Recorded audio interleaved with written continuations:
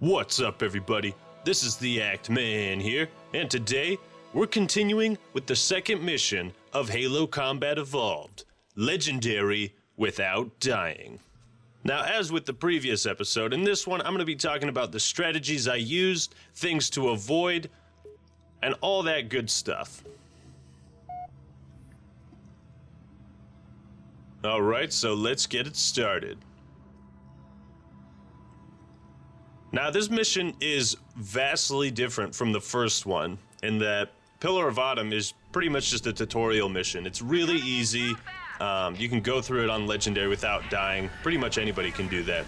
This one is a bit trickier, as the layout suddenly goes from corridors to wide open areas. I mean, the whole world just opens up. And because of that, you gotta adjust your strategies, alright? So we crash land here. Pretty awesome cutscene. And classic, nobody survives except us.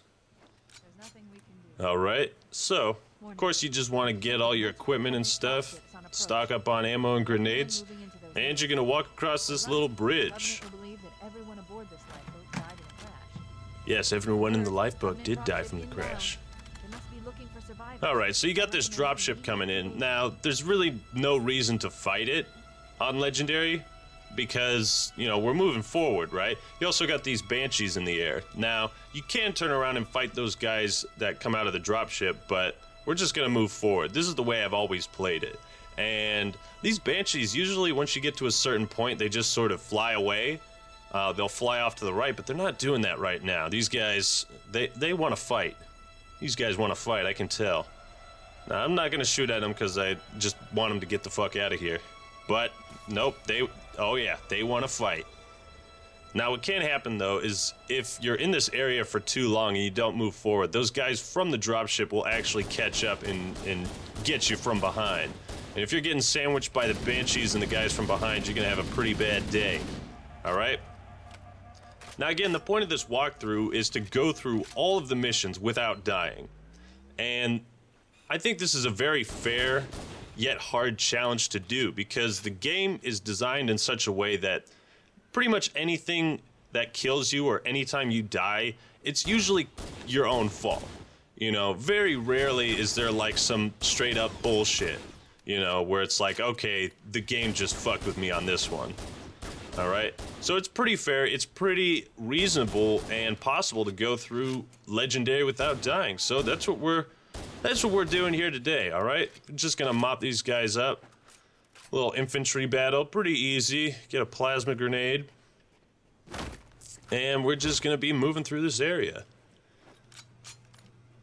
Now, most of the time when I play this on Legendary, like, it's so hard to save the Marines in this level.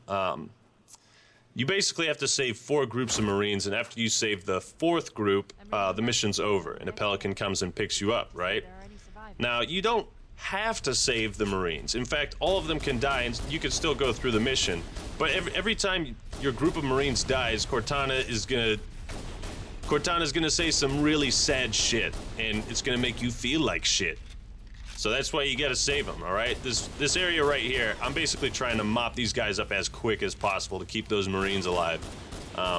As I said in the first episode, they don't do the most damage, right? But they do distract the enemy and they do soak up some fire, right? I'm not being really judicious with my ammo here because I know there's a bunch of ammo in this mission, right? So I don't have to really worry about that stuff. Alright, I don't think any of the Marines died. We got Sergeant Johnson here. Yeah, he's back from the first mission. Yeah, buddy. Alright, so now you basically just gotta defend this area, and I pretty much always hang out in this tower here, because that's usually where the Marines hang out. You can move around and go all sorts of places, but I usually just stay up here or around this tower. And I gotta say, dude, this is a pretty awesome second mission where the whole level just opens up, and you've got free range all over the place, you know? This alien world opens up. You got new jackals coming in, and the structures are just so cool. So you're basically gonna pick these guys off, right, from afar. You know, don't want them to attack the Marines, because again, we don't want to feel like shit when the Marines die and Cortana has to bitch us out. and make us feel depressed, right? Now this part's pretty hard. I got into a bit of a little scrum here. Got 2 elites, and I think that jackal died, but my shield's still up, so I'm good. I think Sergeant Johnson just died, but you know, that's okay. We'll see him again next mission. All right, so you basically got 1, 2, and then 3, 4 drop ships that come in. Actually, I think it's 5.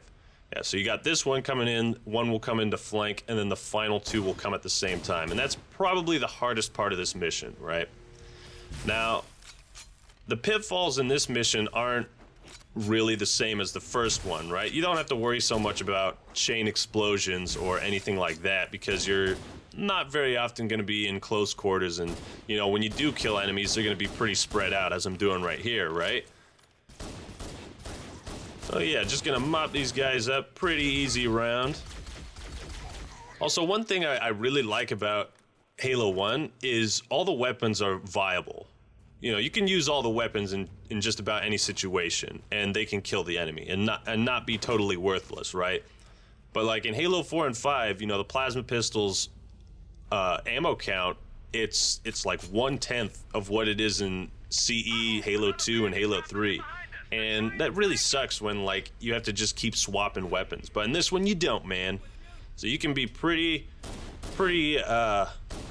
lax with the ammo that you shoot out. You don't have to worry about your ammo too much.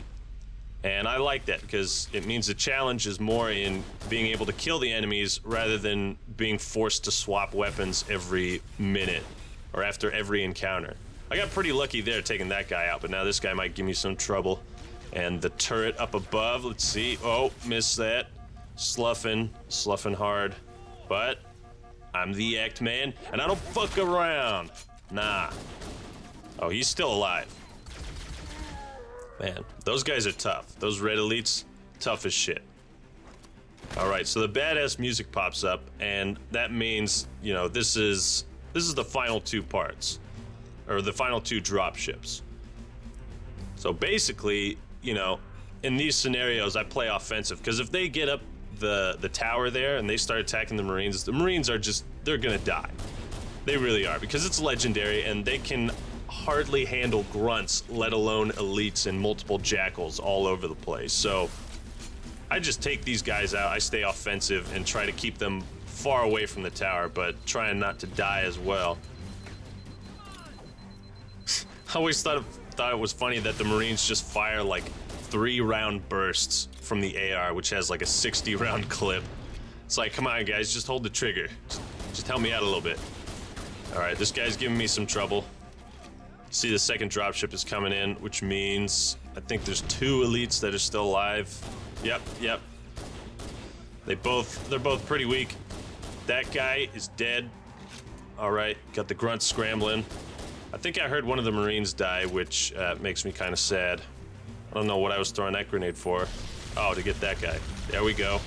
His shields are still up, but I'm trying to take him down. Yeah, it sounds like those Marines are getting their asses kicked, so I hope I can save them. And oh my god, through the legs, but I got him anyways. All right, you can see my pistol ammo's pretty low, but I think the waves are just about over. Din din din din din din din. Wow, I actually did it, and I saved the Marines.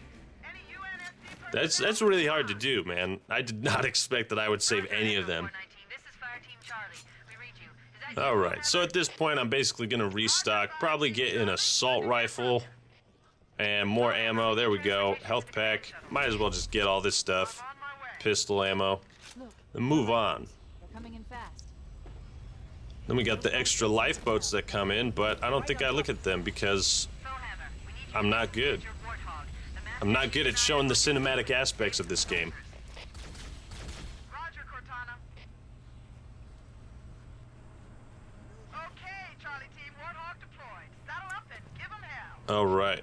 So anytime you got a mission with vehicles, that's a big hazard right there, because the vehicle physics are so freaking hilarious that if you get hit by them, you're instantly dead, right? And that's happened to me so many times where I'm just like getting out of a banshee or something, and I just get killed because the banshee is moving slightly towards me and it just splatters me instantly. So that's a pitfall you gotta look out for in any vehicle mission in this game. But we got past the hard part, so the rest of this is gonna be hopefully pretty easy. Now, until we get to the next part, it's basically just a drive-through stuff, alright? So I'm just gonna fast forward.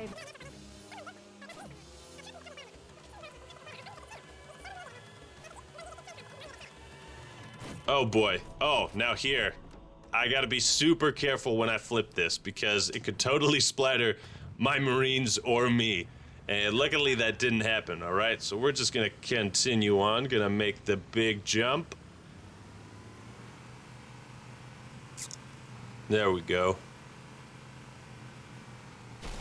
So, some of the pitfalls in this mission are also the banshees, right? Because they got fuel rod cannons and they can really fuck you up if they hit you with one, whether you're in a vehicle or on foot. So there's a few areas where there are banshees and you really gotta watch out for those guys because it feels pretty like erratic when they use their fuel rod cannon. Like sometimes they use it, sometimes they don't. Alright, so I'm just getting out and picking off some of these guys from a distance. I want to be able to keep my Marines alive for the banshees that I'll be fighting in the next area. So I'm just taking my time, you know. I mentioned in the first episode that I'm not speed running these, I'm just going through like a perfect run. Like no deaths whatsoever. I don't have to kill any enemies. I don't have to kill all the enemies. And I'm not going to do any exploits or tricks. You know, this is basically going to be 100% legit run through. And if you ever see the timer in the bottom right skip, or if you see like the footage dissolve or something, then you'll know I fucking messed with the footage in post-launch. But I won't do that because this is all legit, alright? But just in case any of you were wondering, you can look at that timer or the film, and if it changes or it's like erratic, then you know that I messed with it and that it isn't legit. Alright, so that's how you know. Now this area, I don't even know what I'm doing right now. I guess I'm trying to kill these elites, but it's probably just easier to get out of the Warthog. And I think I will do just that. Maybe? Nope. I'm just gonna hope these guys... Oh, there we go. Now we're gonna see if I can take these guys out. Hopefully keep my Marines alive. Boom.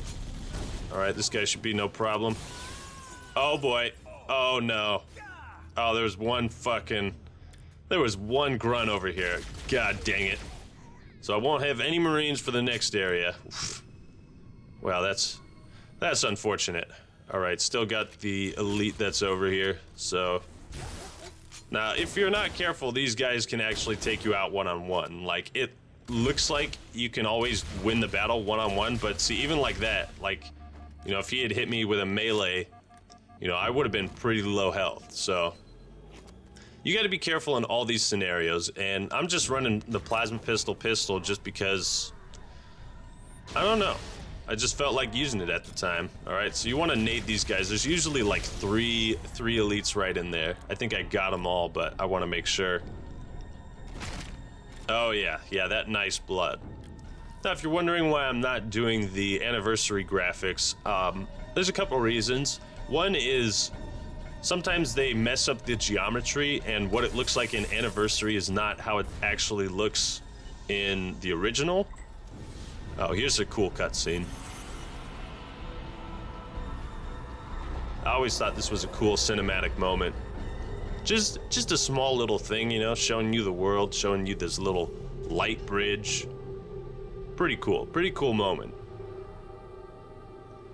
Like, they could have just had the bridge appear, but, you know, they did this cool little camera thing and moved the camera in and out.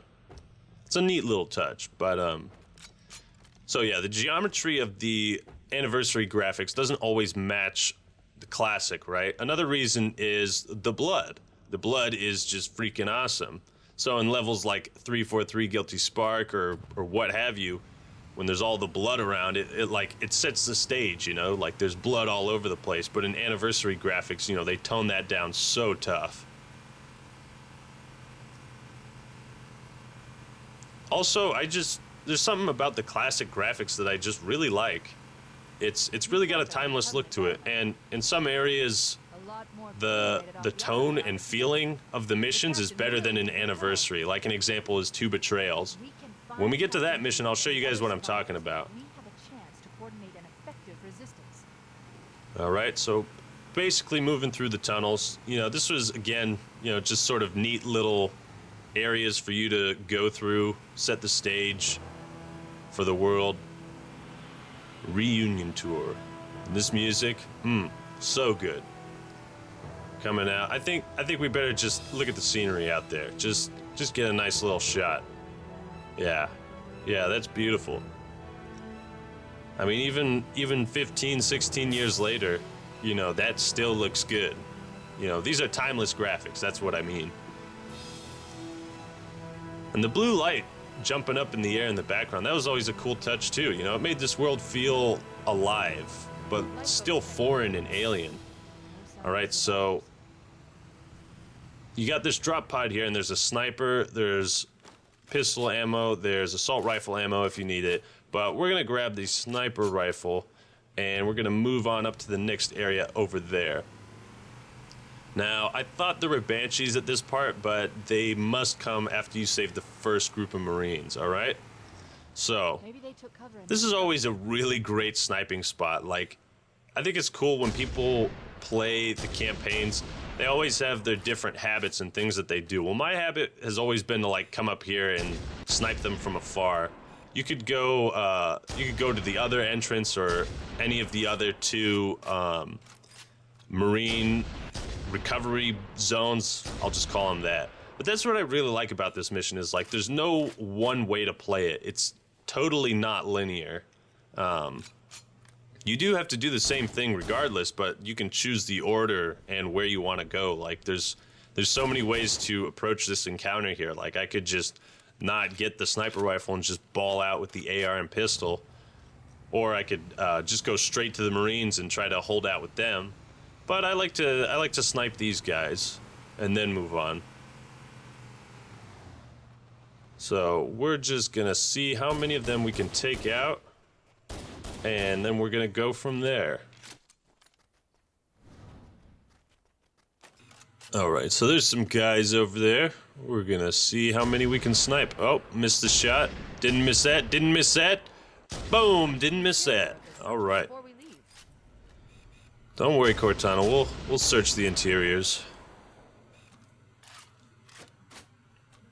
Now, another thing you'll probably notice about the AI in this game is when they're in certain areas, a lot of times they really don't venture out of that area. So, like, those elites over there, they don't come over to chase me. And sometimes this works, like, where certain enemies just don't leave areas, but in some cases it's different. Like, I think some of these grunts and other enemies will run up here if they see me. Got some grunts over there. You gotta take out all the guys, and then the dropship will come in, and then we'll move on to the next one. I'm pretty good with my aim. Now, what's weird is, like, all the Marines just showed up on the radar just now. I don't know what that was about. Alright, so that was kind of a lucky no-scope shot.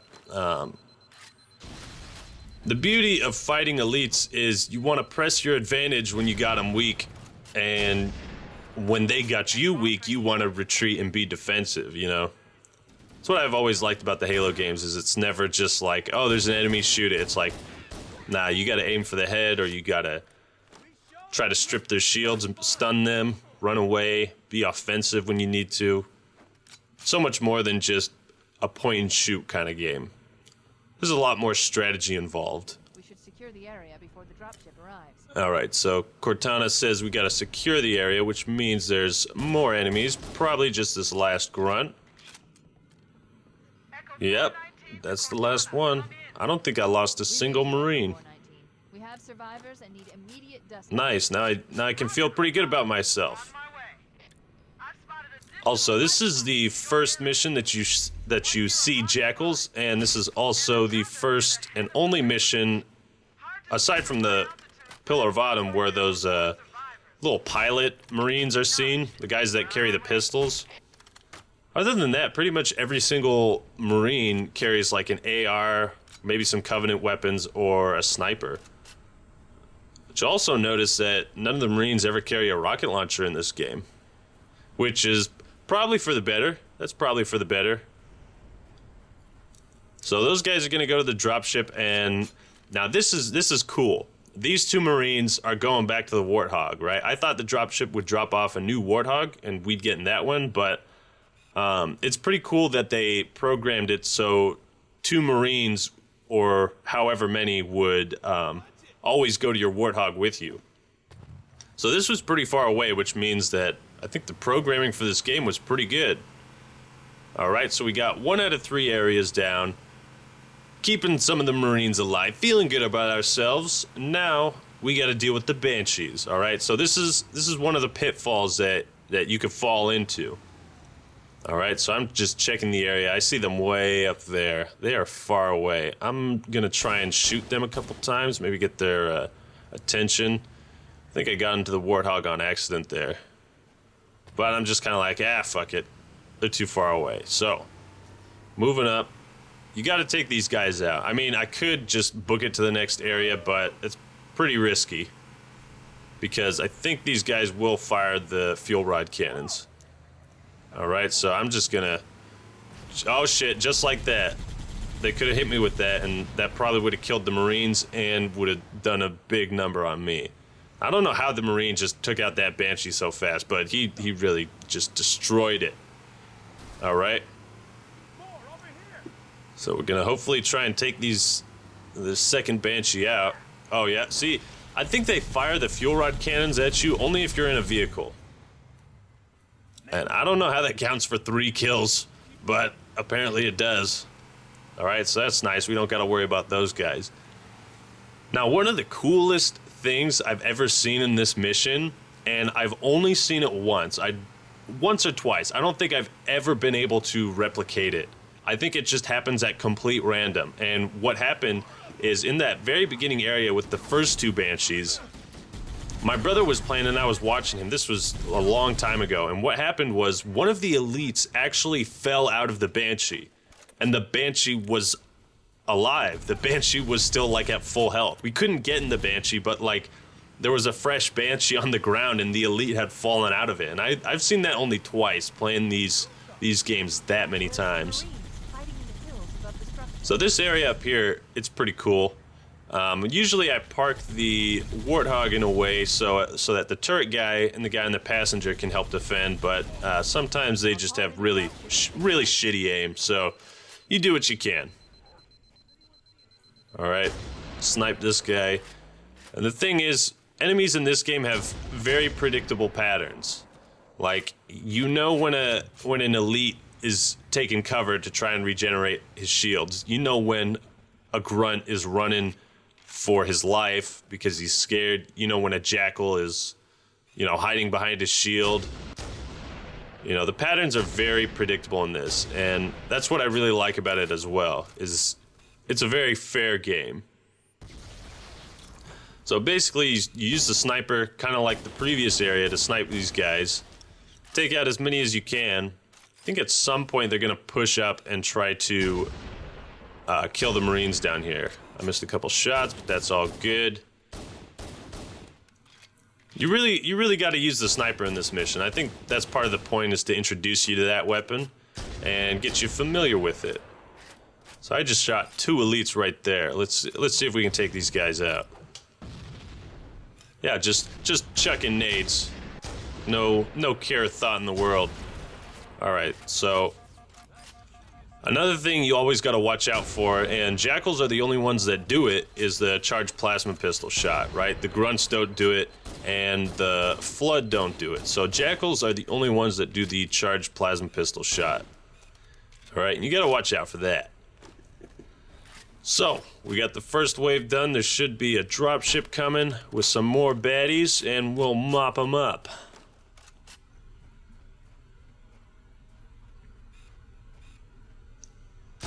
Boom. Boom, boom. And boom. Boom. Boom. Boom. See, the thing about this game is it's so fair that, you know, you can go through on Legendary without dying. I really think you can. You know, I don't know if I could say the same for Halo 2. Like, a legit, you know, you don't skip parts of the level or despawn enemies type of walkthrough or run on Legendary. I don't even know if that's possible. Because even at the start of, like, Gravemind, there's a high chance that you'll just die right as you spawn. You know, so it's possible, but god damn, it'd take a lot of tries, I would think. Alright, so those other Marines get picked up by the Pelican, and we don't really need to wait around for that to happen. So, we're gonna move on. Now, my pattern has always pretty much been this right here, where I go to that first area, I go to that second area, and then the third area is when there's all the rocks and stuff. I think there's more Banshees, but maybe I just didn't see them, or... Oh, guess there's not. Let's hurry and find the final lifeboat so we can link up with the rest of the survivors. Now, another nice thing about this level is a lot of the story is happening sort of in the background. Like, you're in the fight on the front lines, trying to save your Marines and everything. And what's happening in the back is what Cortana is talking about. So it's not just like, okay, we're just looking for Marines. It's like, no, you know, we're really trying to gather intel about this area. We're trying to coordinate an effort and basically rally our troops after we crashed on this mysterious place. And I thought that was a cool method of storytelling. Like, sure, it's exposition, but it works well in this level and in this area. So this is a little trick. If you guys don't know, if you just go through on the right, you can sneak the Warthog into this back area, and it is usually pretty smart because then you don't have to go through here on foot, and you can just kind of set this up to defend the area. Now you got to find the perfect spot for it. You gotta find just the right. There it is. All right. Now if you're greedy, you can kill that sniper rifle Marine for his ammo, but you'd feel bad about that, wouldn't you? I know you would. Alright, so this is the final area. Have not died yet, and basically we're just gonna hold out, just like the other areas. Now, here is probably the best spot to hold out, because, I mean, again, you gotta stick with the Marines and make them survive, and you can jump between here and that platform over there. Now here you gotta be careful of the... Oh man, he got fucked. What a throw. But you gotta be careful about fall damage, because that can really screw you up if you're not careful. And that would really suck to just fall down and have to play all this part over again without dying. Also, the radar is probably your biggest and best friend for these legendary runs, because you can just see where the enemies are. I mean, it's as simple as that.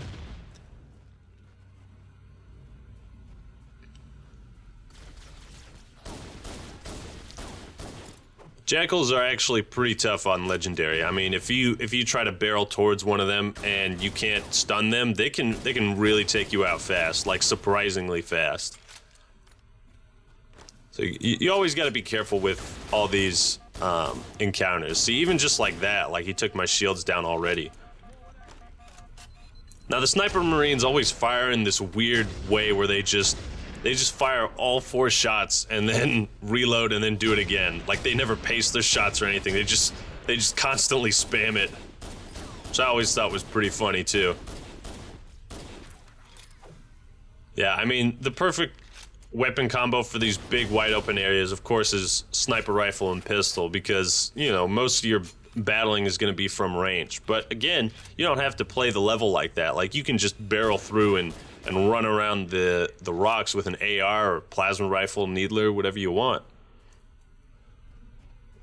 You're never really restricted to one play style. Oh, so now we got the badass music, and that means we're getting there. I think I'm just gonna check out the anniversary graphics. Like here, it looks pretty good. I think I just swapped to see what it looked like because I was waiting for the next wave of enemies. The thing about Halo 1 is they always put the music in at the right times. Like this is the final wave of the final dropship, and it's just intense, dude. It's a perfect way to utilize the music and synchronize it with the gameplay to create something truly awesome.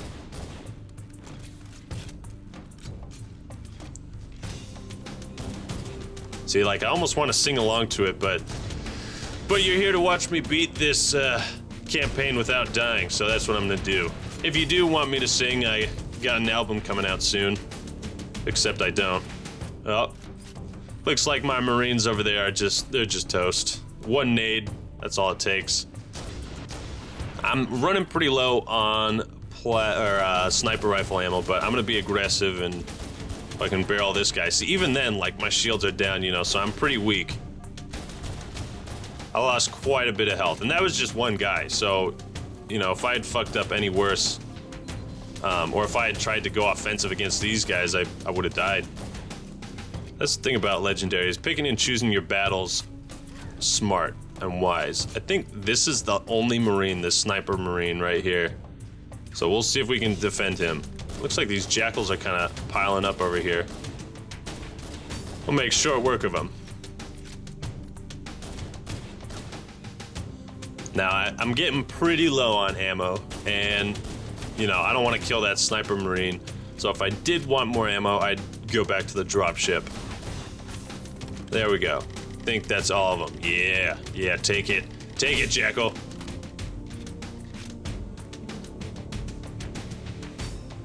All right, so it seems like there might be a few more enemies around here. Don't see where they're at, don't see them on my radar. Means I gotta go out and find them. Oh man, I really want to jump off right now, but no, I'm not going to. See, I fired that shot to see if I could get the enemy to pop out on the radar. And now it turns into like a hide and seek. You gotta look for the final guy with that good music in the background. But I think before I do that, I'm gonna hit up the life pod over here.